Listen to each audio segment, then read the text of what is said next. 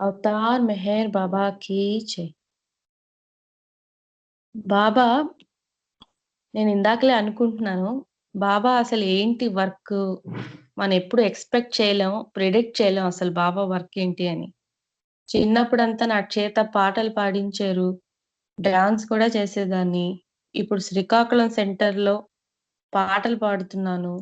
ఆ తర్వాత కార్యనిర్వహణ చేయడానికి ఒక అవకాశం ఒచ్చింది. ఇప్పుడు స్పీచ్ కూడా చెప్పడానికి ఒక అవకాశం ఇచ్చినందుకు బాబాకి చాలా చాలా కృతజ్ఞతలు. నన్నలా కాన్స్టెంట్‌గా ఎంకరేజ్ చేస్తున్నందుకు రంజని ఆంటీకి, వాణి పిన్నికి చాలా చాలా థాంక్స్. సో, బాబా ఏం చెప్పారంటే, బాబా మనకి ఎప్పుడూ కూడా హైయెస్ట్ ఇంపార్టెన్స్ ప్రేమకే ఇచ్చారు. రియల్ లవ్ లేదంటే ప్యూర్ లవ్. దీనికి చాలా హైయెస్ట్ ఇంపార్టెన్స్ ఇచ్చారు. చాలా వర్క్ చేశారు. చాలా బుక్స్ రాసారు. ఎంతో ఎక్స్‌ప్లెయిన్ చేశారు దీని గురించి. Love God. అల్టిమేట్‌లీ మన జీవితంలో ఉన్న ఏకైక గోల్ లవ్ గాడ్. భగవంతుడిని ప్రేమించడం, ఆయనలో ఐక్యమవ్వడం. ఇదే మన ఫైనల్ గోల్. చాలా మంది అనుకుంటూ ఉంటారింకా, ఒకసారి ఉద్యోగం తెచ్చుకొని, తర్వాత పెళ్లి చేసుకొని, తర్వాత పిల్లలు, తర్వాత వాళ్ళ రిటైర్మెంట్ ఇవన్నీ అయితే ఇంక జీవితం అయిపోయినట్టే, సెటిల్ అయిపోయినట్టే అని అనుకుంటారు. కానీ అది నిజమైన జీవితం కాదు. ఎప్పుడైతే మనం బాబా మనకి ఎంతో సింప్లిఫైడ్ వెర్షన్ లైఫ్ అనేది ఏంటి చేయాలి మనం? భగవంతుడికి దగ్గరవ్వాలంటే ఏం చేయాలి అంటే చాలా సింప్లిఫైడ్ వెర్షన్‌లో మనకి అందించారు. మనం ఎంతో అదృష్టవంతులం. కాబట్టి అవి స్వచ్ఛమైన ప్రేమ అంటే ఏంటి అనేది ఇవాళ కొన్ని విషయాలు తెలుసుకుందాం. ఒకరోజు ఒక లాయరు బాబా దగ్గరికి వెళ్తారనమాట. వెళ్లి అడుగుతారు, "బాబా అసలు ప్రేమంటే ఏంటి?" నేను చాలా మంది చెప్పడం చాలా గొప్పగా చెప్తుంటారు ప్రేమ గురించి. అసలు ఏంటి ప్రేమ అంటే? నాకైతే నిజంగా అర్థం కావట్లేదు. నేనెంతో మంది సన్యాసుల దగ్గర గాని, సాధువుల దగ్గర గాని చాలా తిరిగాను దీని గురించి. ఎక్కడా కూడా నాకు మనసుకి నచ్చే ఒక సమాధానం దొరకలేదు. నేనెక్కడా కూడా ఆ ఎక్స్‌పీరియన్స్‌ని నేను ఫేస్ చేయలేదు. నిజమైన ప్రేమంటే ఏంటి? అని అడిగారనమాట. దానికి బాబా చెప్తారు, మొదటిగా నువ్వు ప్రేమ అంటే నిజమైన ప్రేమ అంటే ఏంటి అన్నది నువ్వు తెలుసుకోవాలి. నీకు పెళ్లయిందా అని అడుగుతారు. అయింది బాబా అంటారు. పిల్లలున్నారా అని అడుగుతారు. ఉన్నారు అంటారు. అయితే నువ్వు వాళ్ళ మీద ఏం చూపిస్తున్నావు అని అడిగితే, నేను వాళ్ళందరిని ఇష్టపడుతున్నాను కానీ నిజంగా వాళ్ళని ప్రేమిస్తున్నానా అన్నది నాకు తెలియడం లేదు బాబా అని చెప్తారనమాట. అప్పుడు బాబా చాలా బ్యూటిఫుల్‌గా ఎక్స్‌ప్లెయిన్ చేస్తారు. బాబా ఏం చెప్తారంటే, ఫస్టు ప్రేమ అంటే నిజమైన ప్రేమ. నిజమైనది. సత్యం. ప్రేమ అంటే సత్యం.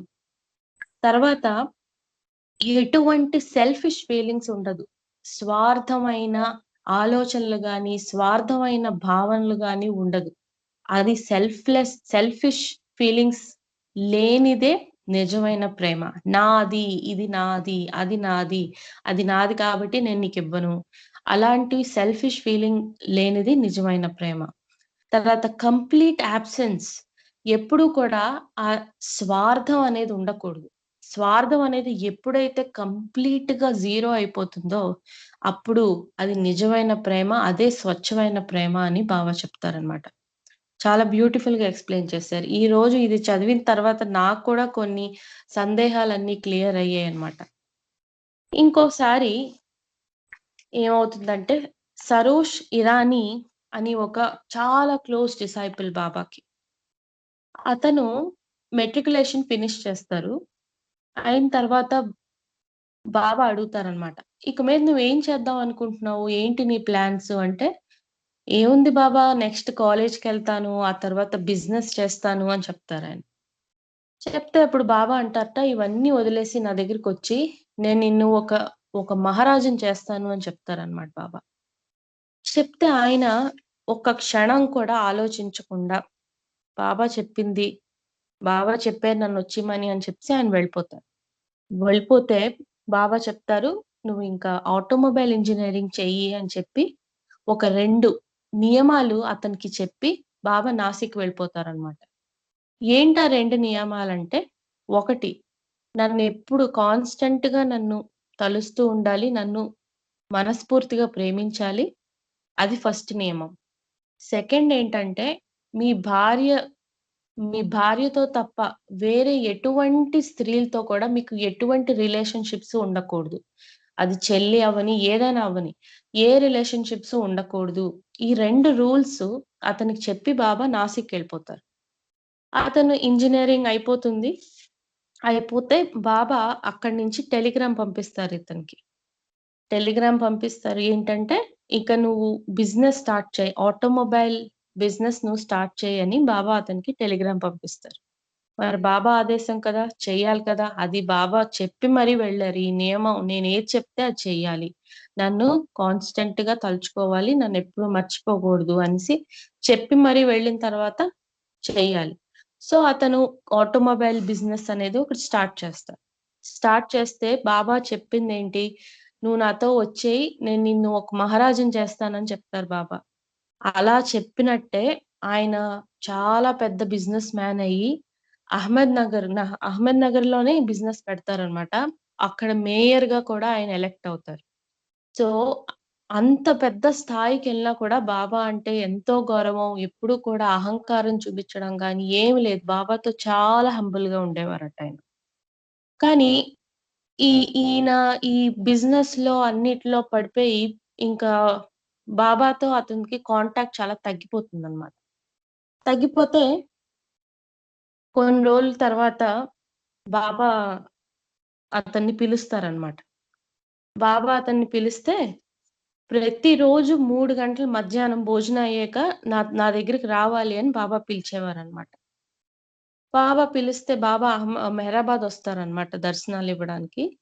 అప్పుడు ప్రతిరోజు మధ్యాహ్నం 3 గంటలకొచ్చి ఈయన కూర్చుంటే బాబా అతన్ని పట్టించుకునేవారు కాదట.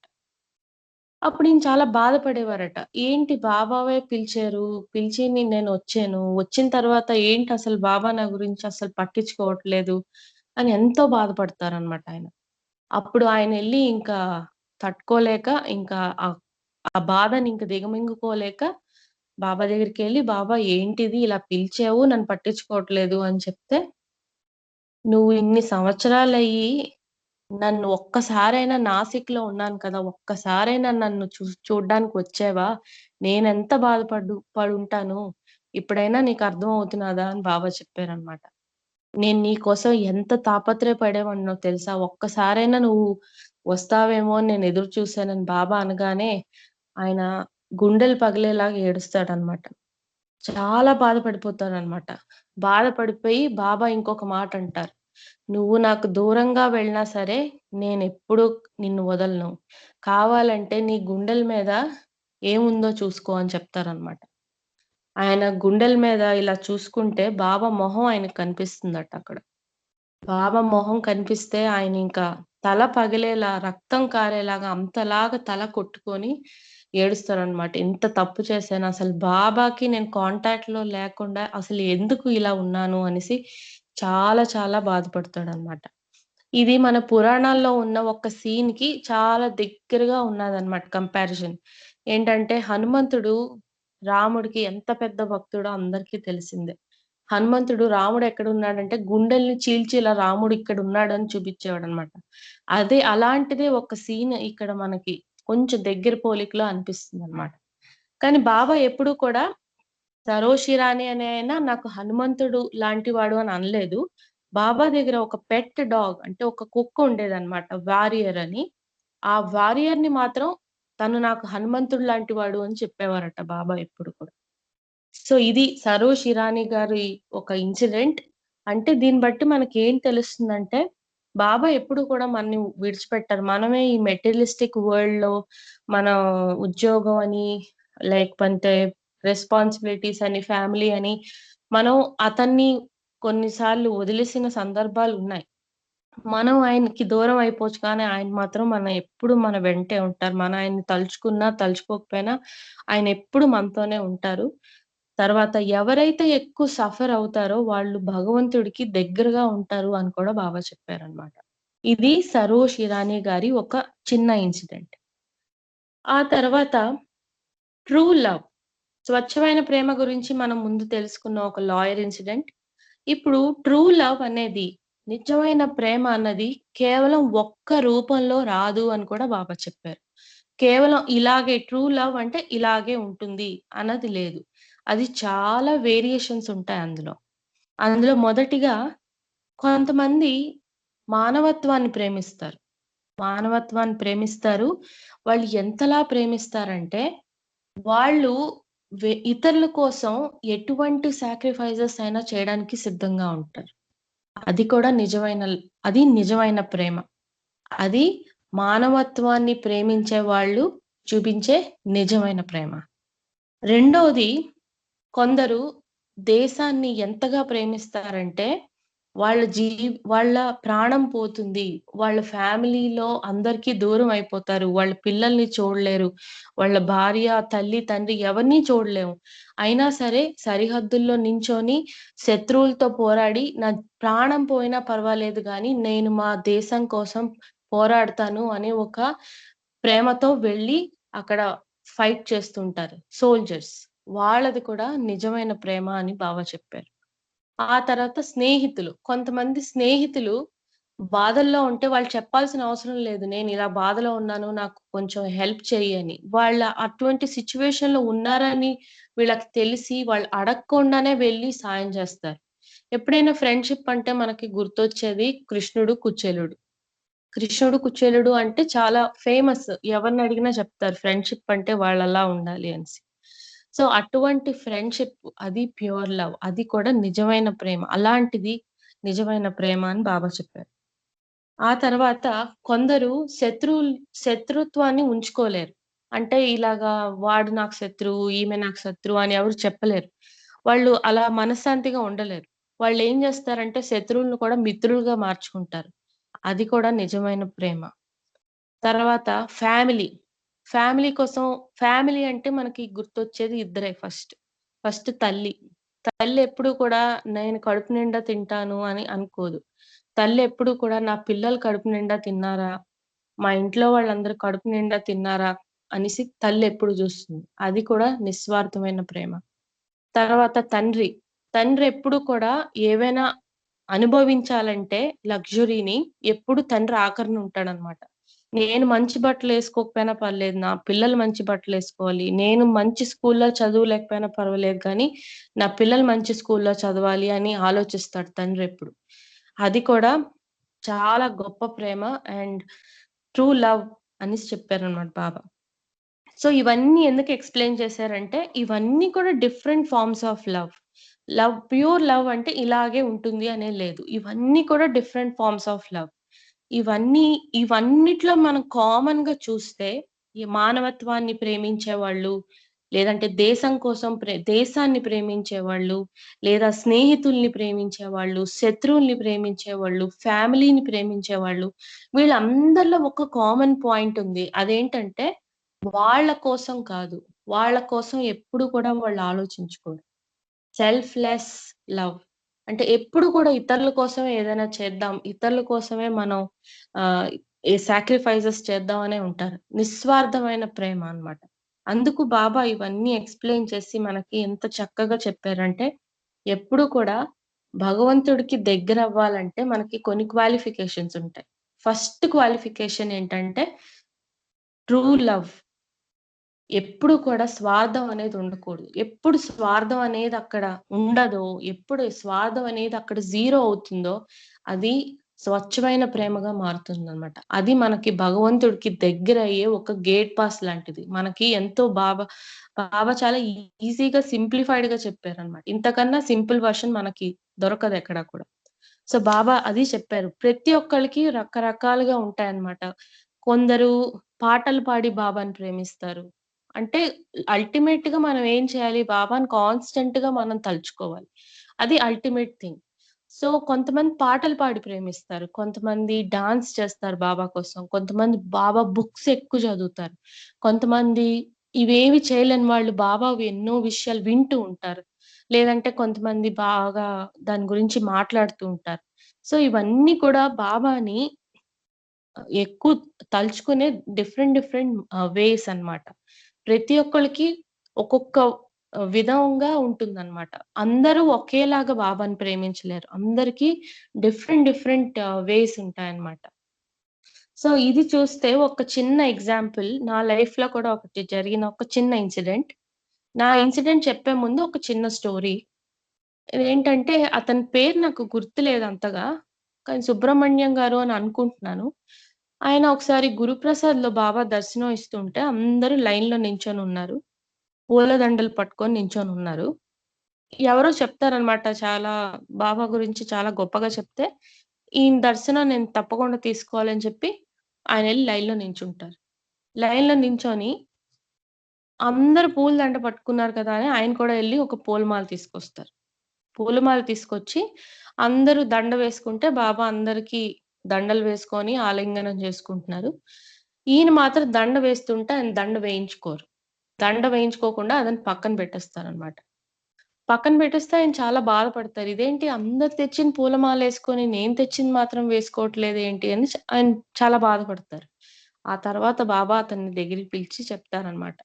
"నువ్వు నన్ను కేవలం దర్శనం చేసుకోవడానికి వచ్చావు. కాబట్టి ఎప్పుడూ కూడా వాళ్ళెవరో ఇలా చేశారు కాబట్టి నేను కూడా ఇలానే చెయ్యాలి అని ఎప్పుడు కూడా అలా అనుకోకూడదు. అందరికీ ఒక్కొక్క విధమైన ప్రేముంటుంది. కాబట్టి అది మాత్రమే చూపిస్తే చాలు. నేనెప్పుడు కూడా నాకు దండ వెయ్యండి, లేదంటే నాకు అగరబత్తులు వెలిగించండి నేనెప్పుడు కూడా చెప్పలేదు. మీరు నన్ను నిజంగా నిస్వార్థంగా నన్ను ప్రేమించండి అంతే చాలని బాబా ఎప్పుడు చెప్పారు. ఇది అందరికీ తెలిసిన విషయమే. సో, ఇటువంటి ఒక సంఘటన నా నా లైఫ్‌లో కూడా ఒకటి జరిగిందనమాట. ఇది ఎంతవరకు కరెక్టో ఏమో తెలీదు గానీ, ఎందుకో బాబా నా చేత చెప్పిస్తున్నారు. ఇందాకల నుంచి ఈ ఇన్సిడెంట్ చెప్పాలి అని అనుకుంటున్నాను. ఒకరోజు మా ఇంట్లో అసలెక్కడ బాబా ఫోటో ఉండదు. చాలా ఆశ్చర్యమైన విషయం. కానీ నిజం అది. ఎక్కడ బాబా ఫోటో ఉండదు. పూజ రూమ్‌లో మాత్రం ఒక బాబా ఫోటో, రియల్ హ్యాపీనెస్ ఫోటో ఒకటుంటుందనమాట. ఎందుకు ఇంట్లో ఎక్కడ బాబా ఫోటో ఉండదు అంటే, మా వారు బాబా లవర్ కాదు. ఆయనకి బేసికల్లీ అసలు దేవుడి ఫోటోలు ఇల్లంతా పెట్టడం ఆయనకిష్టం ఉండదనమాట. పూజ గది అన్నది ఒకటిచ్చాను కాబట్టి, అందులోనే నీకెన్ని ఫోటోలు కావస్తే అన్ని ఫోటోలు పెట్టుకో గాని ఇల్లంతా అంటించొద్దు అనేసి నాకు ముందు నుంచే చెప్పారాయన. సో, నేను బాబా ఫోటోని కొన్ని సార్లు అక్కడ కబోర్డ్ మీద తీసుకెళ్ళి, సరే ఎవరైనా వస్తే అసలేంటి బాబా లవర్ అయ్యుండి ఒక్క ఫోటో కూడా పెట్టుకోలేదు అని ఎవరైనా అంటారేమో అని చెప్పి, అసలు నాకు కూడా ఎక్కడ పెట్టాలని లేదు. నా ఐడియా ఏంటంటే, నేను ఉదయం లేస్తే ఒక 20 గ్రూప్స్ ఉంటాయి. ఒక 20 గ్రూప్స్ బాబా గ్రూప్సే. అందులోని కొన్ని వందల వందల ఫోటోలు నేను జూస్తూ ఉంటాను బాబావి. ప్రతిరోజు రకరకాల ఫోటోలు. కనీసం ఒక 20-30 ఫోటోస్ నేను ఓపెన్ చేసి చూస్తూ ఉంటాను. కాబట్టి నాకెప్పుడు గోడ మీద ఉండాలి కంపల్సరీ అని నాకనిపించలేదు. కానీ ఎవరో వచ్చి ఏమైనా అనుకుంటారేమో, ఏమైనా అంటారేమో అని నేను 2, 3 సార్లు దాన్ని అంటించడానికి ట్రై చేశాను. ఒక ఫోటో ఉండేది. అది కబోర్డ్‌కి అంటించడానికి ట్రై చేస్తే అది అస్తమాటు కిందన పడిపోతుంది. సరే కిందన పడిపోతున్నది కదా! అని నేను తీసుకొని దాన్ని నా డ్రాయర్‌లో పెట్టాను. డ్రాయర్‌లో పెట్టి తర్వాత తీసి చూస్తే దాని మీద నా నెయిల్ పాలిష్ అంతా ఒలికిపోయి ఉందన్నమాట. ఇంకా ఫోటో పనికిరాదది. అసలు కరెక్ట్‌గా మొహం మీద ఫుల్ కలర్ అంతా పడిపోయి ఉంది. సో, నేనింక అది వాడలేను ఆ ఫోటో. కాబట్టి ఇంకోసారి ఏం జేశానంటే, ఆ తర్వాత కొంతమంది వచ్చిన వాళ్ళందరూ "ఏంటి ఒక్క ఫోటో కూడా పెట్టుకోలేదు నువ్వు బాబాది" అనేసి చాలా అంటే నాకు నిజంగా ఏదో చాలా నేరం చేసినట్టు, నిజంగా చాలా బాధేసేదనమాట. నిజమే కదా! నేను ఒక్క ఫోటో కూడా పెట్టుకోలేదు బాబాది అనేసి నా మీద నాకే కొంచెం కోపం వచ్చిందనమాట. అప్పుడు నేను అమ్మ వాళ్ళ ఇంటికెళ్ళినప్పుడు ఒక ఫోటో తెచ్చుకున్నాను మళ్ళీ. ఫోటో తెచ్చుకొని ఈ ఫోటో ఎలాగైనా నేను మా ఆయనకి చెప్పాను. "ఏం అనడానికి లేదు. నేను బాబా ఫోటో అంటించుకుంటాను. వచ్చిన వాళ్ళందరూ అంటుంటే నాకు చాలా బాధగా ఉంది. నేను బాబాకి దూరం అయిపోతున్నానేమో, లేదంటే తప్పు చేస్తున్నానేమో, లేదంటే బాబా ఎప్పుడైనా చెప్పారేమో ఇలాగ ఫోటో కంపల్సరీ పెట్టుకోవాలని. ఏమో నాకు తెలీదు. సో, నేను పెట్టాలనుకుంటున్నానని" మా ఆయన్ని కన్విన్స్ చేశా. సరే అయితే అని ఆయన చెప్పారు గానీ హోల్ హార్టెడ్‌గా చెప్పలేదు. సరే అయితే అనేసి నేను ఆ ఫోటో తెచ్చుకొని జస్ట్ ఇలా నా మంచం మీద పెట్టి హ్యాండ్ వాష్ చేసుకుందామని బాత్రూమ్‌లోకెళ్ళొచ్చాను. వెళ్లి రావడానికి ఒక నిమిషం కన్నా పట్టలేదు. అక్కడెక్కడో మూలనున్న మా చిన్నబ్బాయి తొందరగా ఏదో చాలా పెద్ద పనున్నట్టొచ్చి ఆ ఫోటోల్ని ముక్కలు ముక్కలుగా చింపేసాడన్నమాట. సో, ఈ ఫోటో పాడవడం అన్నది రెండోసారది. నాకెందుకో చాలా బాధేసిందన్నమాట. ఏంటిది ఫోటో అంటించినప్పుడల్లా ఏదో ఒకటి ఇలాగా అలాగా అవుతున్నది అనేసి. అప్పుడు నెక్స్ట్ డే ఇంక అయిపోయింది ఆ ఎపిసోడ్. నెక్స్ట్ డే నాకు రోజు మార్నింగ్ వాట్సాప్‌లో బాబా గ్రూప్స్ అన్నీ, లేదంటే వేరే ఇంపార్టెంట్ గ్రూప్స్ అన్నీ చూడడం అలవాటు. సో, అందులో చూస్తే ఈ పూలమాల పట్టుకొని ఒకతనున్నారు, సుబ్రహ్మణ్యం గారి స్టోరీ. అదే స్టోరీ యాజ్ ఇట్ ఈస్‌గా వాట్సాప్‌లో వచ్చిందనమాట. ఆ స్టోరీయే నేను చదివాను ఆ నెక్స్ట్ డేవే. అంటే నాకు బాబావే చెప్పినట్టు అనిపిచ్చింది. నీకక్కడ ఫోటో పెట్టుకోవాలని లేదు. నీకు నా ఫోటో ఫోనులోనే చూసుకోవాలని ఉంది అన్నప్పుడు, ఎవరో ఏదో అంటారని, ఎవరో ఏదో అనుకుంటారని అక్కడ ప్రయత్నించడం మానేయి అని నాకు బాబా చెప్పడం, బాబా అలా చెప్పినట్టు నాకనిపిచ్చిందనమాట. సో, అక్కడితో నేనింక ఫోటోలు అంటించడాలు అవి ఇవి ఇంకా ప్రయత్నాలు మానేసి నేను ప్రతిరోజు నా ఫోనులోనే ఫోటోస్ అన్నీ చూసుకుంటూ ఉంటానన్నమాట. ఇదొక చిన్న ఇన్సిడెంట్ నా లైఫ్‌లో జరిగింది. సో, బాబా చెప్పిందేంటంటే ఫైనల్లీ భగవంతుడికి దగ్గరవ్వాలంటే నిస్వార్థమైన ప్రేముండాలి. అన్‌కండీషనల్ లవ్ ఉండాలి. మన తల్లి, తండ్రి ఎలాగైతే మనని ప్రేమిస్తారో, కండిషన్స్ పెట్టి ఏ తల్లి, తండ్రి ప్రేమించరు. నువ్వు ఇలా చదివితేనే నేను నిన్ను ప్రేమిస్తాను. నీకు ఫస్ట్ ర్యాంక్ వస్తేనే నేను నిన్ను ప్రేమిస్తాను. ఉద్యోగం తెచ్చుకుంటేనే నేను ప్రేమిస్తానని ఎప్పుడు కూడా ఏ తల్లి, తండ్రి అనరు. అటువంటి నిస్వార్థమైన ప్రేమ. Unconditional and unlimited love. ఎవరినైనా వెళ్లి అడగండి. ఏ తల్లి, తండ్రినైనా ఎంత ప్రేమిస్తారు మీ పిల్లల్ని? మీకు చూపించండి. కొలతలు చూపించండంటే ఎవరు చూపించలేరు. అలాగా అన్‌కండీషనల్‌గా, అన్‌లిమిటెడ్‌గా మనం బాబాని ప్రేమిస్తూ ఉండాలి. ఆ శక్తిని బాబావే మనకివ్వాలని కోరుకుంటూ అవతార్ మెహర్ బాబా కీ జై.